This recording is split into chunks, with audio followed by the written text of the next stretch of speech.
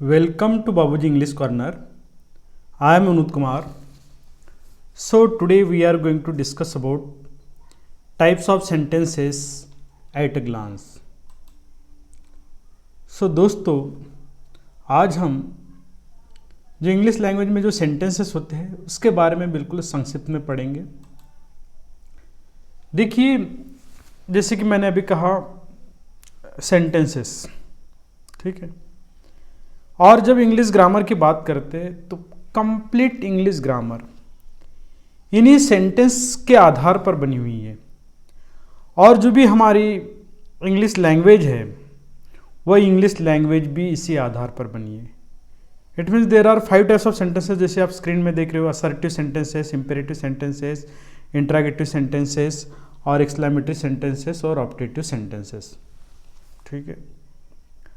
तो जो English language जो बनी है पूरी इसी बेस पर बनी हुई है। और जो भी इंग्लिश में जो भी किताब लिखी हुई हो, चाहे वो आपकी मैथ्स की बुक्स हो, चाहे एसएसटी की बुक्स हो, या साइंस की बुक्स हो, या फिर लॉ की किताब हो, या फिर इंग्लिश में कोई भी लिखा हो, चाहे हिंदू न्यूज़पेपर हो, टाइम्स ऑफ इंडिया हो, द हितवाद हो, कोई भी चीज़ इंग्लिश में लिखी हो वह सेंटेंसेस ही होते हैं। और अगर हम उस सेंटेंसेस को डिटेल में पढ़ते हैं, उस सेंटेंसेस को अगर हम समझते हैं तो नो डाउट हम उस लैंग्वेज को बहुत अच्छे से जान सकते हैं। तो मेरे ओपिनियन के अकॉर्डिंग जो असर्टिव सेंटेंसेस जो होते हैं हमारे कंप्लीट इंग्लिश लैंग्वेज में 40% रोल करते हैं। आप अगर उस लैंग्वेज का मैंने बहुत बारीकी से अध्ययन किया, उसका एनालिसिस किया, और हमारे इंग्लिश स्पीकिंग में या इंग्लिश समझने में हो या फिर रिटन इंग्लिश में हो, कंप्लीटली 40% रोल प्ले करते हैं असर्टिव सेंटेंसेस, ठीक है। उसी तरह जो इम्पेरेटिव सेंटेंसेस है, ये इम्पेरेटिव सेंटेंसेस भी नियर अबाउट 30% उसका लैंग्वेज इस इंग्लिश लैंग्वेज में यूज होता है, चाहे वो किसी भी किताब में हो या फिर हमारे इंग्लिश बोलने में हो या इंग्लिश लिखने में हो या समझने में हो, जो भी हो। उसी तरह इंट्रागेटिव सेंटेंसेस का 20% रोल होता है, एक्सक्लेमेटरी सेंटेंसेस 7% रोल करते हैं और optative sentences 3%। So in this way हम देखेंगे कि कंप्लीट हमारा 100% जो लैंग्वेज है वो इसी सेंटेंस के आधार पर बनी है ना। तो इन्हीं सेंटेंस का रोल है। और जैसे कि मैंने अभी पहले बताया था कि जो इंग्लिश ग्रामर के जो रूल्स है वो सेंटेंस के आधार पर ही बनी हुई है ना। सेंटेंसेस ही है, चाहे हम वहाँ इंग्लिश ग्रामर में नियर अबाउट 200 टॉपिक्स है, मोर देन 200 टॉपिक्स, ओके। तो ये टॉपिक सब सेंटेंस के बेस पर ही बने हुए और उन्हीं की डिटेल स्टडी है और कुछ नहीं है। English grammar is nothing but the detail study of sentences, okay. और दोस्तों अगर आप यह सब डिटेल में अगर पढ़ना चाहते हो, अगर आप एक स्टूडेंट हो या जो विद्यार्थी बैंक पीओ की प्रिपरेशन कर रहा है, तो ऐसे विद्यार्थी से मेरा अनुरोध है, या जो वाकई में बिल्कुल दिल से ईमानदारी से अगर इंग्लिश सीखना चाहता है तो वह थोड़ा सा एक मेरी पर्सनल बात को फॉलो करे। अगर आप मतलब चाहते हो, दिल से चाहते हो, तो आप 400 पेजेस की कॉपी बनाइए। और मैं एक सलाह दूंगा कि जब आप असर्टिव सेंटेंसेस जब आप फ्रेम करते हो, आप खुद से फ्रेम कीजिए। आप किसी भी तरह से किसी भी फैमिली मेम्बर्स या फ्रेंड्स या जो भी आपके रिलेटिव जो भी होंगे, आपके टीचर्स हो, कोई भी हो, आप उनका सपोर्ट मत लीजिए। आप पहले खुद से उससे सेंटेंस बनाइए। सेंटेंस बनाते समय आपसे जो भी गलती हो, है ना, क्योंकि इस सीरीज में मैं कम्प्लीटली हर एक चीज़ को मैंने बहुत बारीकी से बताया मैंने। तो आप उन सेंटेंस का अपने ओर से अध्ययन करें और मैं जो भी ट्रिक्स बता रहा हूँ उस ट्रिक्स को भी फॉलो करें और उस सेंटेंसेस को आप 400 पेजेस की कॉपी में नोट डाउन करें और खुद से सेंटेंस लिखें। जब तक कि आप खुद से सेंटेंस नहीं लिखोगे आप इंग्लिश बोलना नहीं सीख सकते हो, आप सही इंग्लिश लिखना नहीं सीख सकते हो और इंग्लिश समझ भी नहीं सकते हो। तो आपको खुद से सेंटेंस बनाना पड़ेगा। आप सेंटेंस को रटना बंद कर दीजिए। आप कितने सेंटेंस रटोगे? आप 100, 200, 300, 400, 500, उससे ज़्यादा तो नहीं आप रट सकते। तो इसलिए सेंटेंस रटने की आदत को बंद करो और आज से ही सेंटेंस बनाना सीखो। और इस बाबूजी इंग्लिश कॉर्नर में मैंने 2000 स्ट्रक्चर के माध्यम से कैसे सेंटेंसेस फ्रेम होते हैं इसका एकदम बिल्कुल बहुत ही बारीकी से बहुत ही डिटेल स्टडी मैंने बताया हो। हर एक रूल्स को, हर एक ट्रिक्स को फॉलो करें। और जहाँ पर भी आपको कन्फ्यूजन हो तो डोंट वरी, आप कमेंट बॉक्स में लिखिए, आपके हर सवाल का जवाब देने की मैं पूरी कोशिश करूँगा।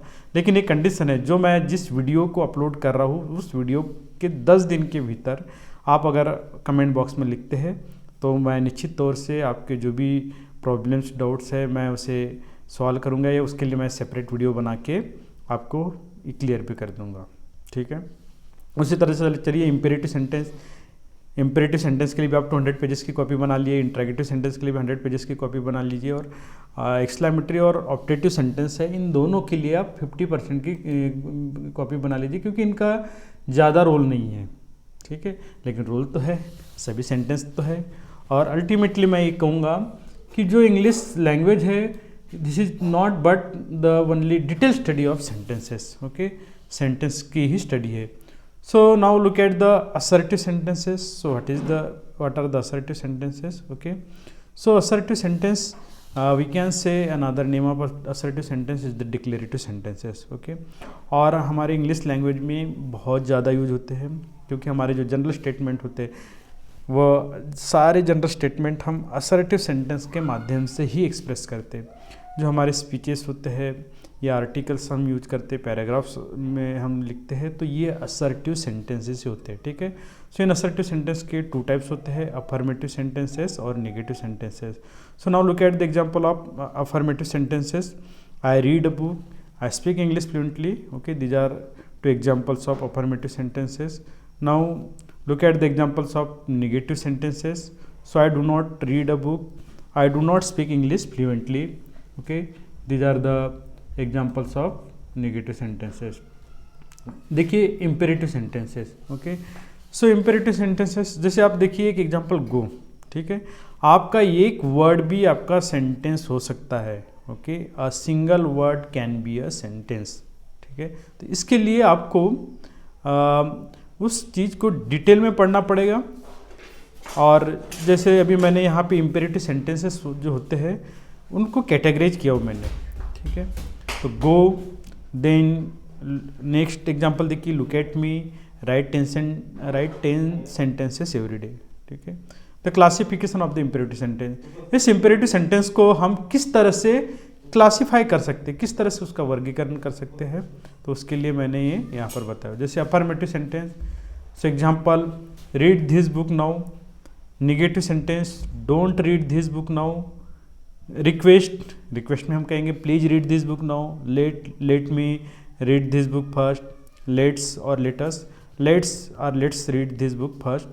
डू प्लस वर्ब, देखिए डू प्लस वर्ब का जो यूज होता है ना, हम कोई चीज़ को कंपल्सन के रूप में या फिर अवश्य कहने के लिए या ज़रूर बात करने के लिए हम डू का यूज करते हैं। जैसे do read this book, tell me who is reading this book. Okay, now interrogative sentences. So interrogative sentences means what, ऐसे सेंटेंसेस जो हम प्रश्न पूछते हैं, है ना, प्रश्नवाचक सेंटेंस को हम इंट्रैगेटिव सेंटेंस कहते हैं। तो इंट्रैगेटिव सेंटेंस के भी 2 टाइप्स होते हैं, वर्बल टाइप इंट्रैगेटिव सेंटेंसेस और WH टाइप इंट्रैगेटिव सेंटेंसेस। सो वर्बल टाइप इंट्रैगेटिव सेंटेंस में क्या होता है कि ऐसे प्रश्न जिसका आंसर हम येस या नो में देने से रीडर कैन अंडरस्टैंड, या कोई भी उससे येस या नो देने से समझ सकता है, ऐसे सेंटेंस को हम वर्बल टाइप सेंटेंस कहते हैं, या इसी को येस नो टाइप भी सेंटेंस क्वेश्चंस कहते हैं। ठीक है, तो verbal type interrogative sentences. So look at the example, do you read a book, do you not read a book. So these are the examples of verbal type interrogative sentences. Okay, then WH type interrogative sentences. So WH type interrogative sentences में what do you eat daily, यहाँ पर आपको कुछ answer देना पड़ेगा। When I will say what do you eat daily, so just you will not से yes और no, मतलब आपको कुछ तो भी आंसर देना पड़ेगा। आप कहोगे कि I eat chapati. Okay, like. Then why don't you speak English, तो आपको भी रीज़न देना पड़ेगा, जो भी आपका रीज़न है। ओके, बिकॉज ऑफ टाइम या because of my busy schedule. Okay, I don't speak English, I don't get sufficient time to learn English, जो भी रीज़न हो, है ना, आपके पास, जिसकी वजह से आप इंग्लिश नहीं सीख सके और इसकी वजह से आप इंग्लिश नहीं बोलते हो, है ना। उसके बाद में एक्सक्लेमेटरी सेंटेंसेस। देखिए exclamatory sentence, hurray we won the match, oh you are here, alas he is dead, brave you did this. Okay, यहाँ पर देखिए जो एक्सक्लेमेटरी सेंटेंस होते हैं ना दोस्तों, यहाँ पर वो फीलिंग आपके अंदर में आना चाहिए, ठीक है। मैंने पूरी तरह से कोशिश नहीं किया। जैसे अगर कोई सैड सेंटेंस है तो बिल्कुल वो एक्सपीरियंस आपके वर्ड्स में झलकना चाहिए। अगर कोई सैड इंसिडेंट है तो उस टाइप का जो एक्सप्रेशन है वो क्रिएट होना चाहिए, है ना। और अगर आपको बहुत खुशी है तो खुशी वाला भी एक्सप्रेशन आना चाहिए। तो ठीक है, ये एक्सक्लेमेटरी सेंटेंस जो हम हमारे हिंदी लैंग्वेज में भी यूज करते हैं, तो वहाँ पर इंग्लिश में भी आपको थोड़ा शुरुआत में इसकी प्रैक्टिस करना पड़ेगा। तो नो डाउट अगर प्रैक्टिस से भी आप इस सेंटेंस को बेहतरीन तरीके से आप एक्सप्रेस कर सकते हो। चलिए then optative sentences. So what are the optative sentences? The sentence which express a prayer, keen wish, curse, etc. is called an optative sentence. This kind of sentences generally starts with may and wish. Sometimes may remains hidden.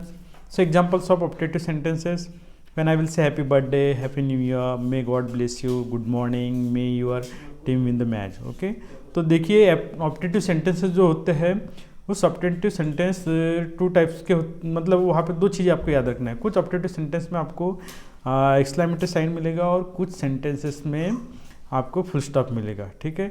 और optative sentence is nothing but the combination of exclamatory sentences and imperative sentences, ठीक है। ये optative sentence जो है ये exclamatory sentence और optative sentence का combination है। क्योंकि आप अगर पुरानी इंग्लिश ग्रामर की बुक आप देखोगे तो वहाँ पर आपको ये ऑप्टेटिव सेंटेंसेस नहीं दिखाई देंगे, या बहुत सारे बुक्स में ये ऑप्टेटिव सेंटेंस नहीं दिखाई देंगे। तो ये जो फिफ्थ टाइप जो हमने क्रिएट की इसलिए क्योंकि ये सेंटेंस कुछ अलग सेंस क्रिएट करते हैं, इससे कुछ अलग फीलिंग्स क्रिएट होती है, इसीलिए इसका नाम ऑप्टेटिव सेंटेंस दिया है। जो हम हिंदी में ये कह सकते हैं कि इच्छा सूचक या इच्छा दर्शक वाक्य भी हम कह सकते हैं। तो दोस्तों इस वीडियो में मैंने सिर्फ सेंटेंस के बारे में शॉर्ट इंट्रोडक्शन दिया है, एकदम संक्षिप्त में आपको एक उसकी झलक दिखाया कि सेंटेंसेस क्या होते हैं, है ना, और सेंटेंसेस कितने टाइप्स होते हैं। जब हम आगे की वीडियोज में पढ़ेंगे तो हर एक सेंटेंसेस को बहुत ज़्यादा डिटेल में पढ़ेंगे। और जैसे कि मैं लास्ट अंत में ये बात कहना चाहूँगा कि अगर असर्टिव सेंटेंस के 2 सेंटेंस पढ़ लिए, उसके बाद में नेगेटिव के 2 सेंटेंस पढ़ लिए, इंटरोगेटिव के 2 पढ़ लिए, एक्सक्लेमेटरी के 2 सेंटेंसेस पढ़ लिए, तो ये 2-2, 3-3 सेंटेंस पढ़ने से सेंटेंस की स्टडी नहीं होती। सेंटेंसेस को अगर आपको क्लियर करना पड़ेगा तो आपको हज़ारों सेंटेंस बनाना पड़ेगा, आपको गहराई से जाके उसको पढ़ना पड़ेगा, तब कहीं जाके आपको सेंटेंसेस का जो पैटर्न है वो क्लियर होगा, और जिस वजह से आप इंग्लिश को बहुत आसानी से और बहुत सही वे से आप लिख सकते हो, बोल सकते हो और समझ सकते हो। तो दोस्तों अगर ये वीडियो आपको पसंद है तो ज़रूर आप अपने दोस्तों को शेयर कीजिए, और ऐसे लोगों को ज़रूर शेयर कीजिए कि जो इंग्लिश में अपना करियर बनाना चाहते हैं, या ऐसे जो गरीब विद्यार्थी है जो इंग्लिश की ट्यूशन नहीं ले पाते, या जिनके पास ऐसी कोई फैसिलिटीज़ नहीं है, तो ऐसे उन विद्यार्थियों को ज़रूर मेरे स्पोकन इंग्लिश की जितनी भी वीडियो है उनको आप शेयर कीजिए।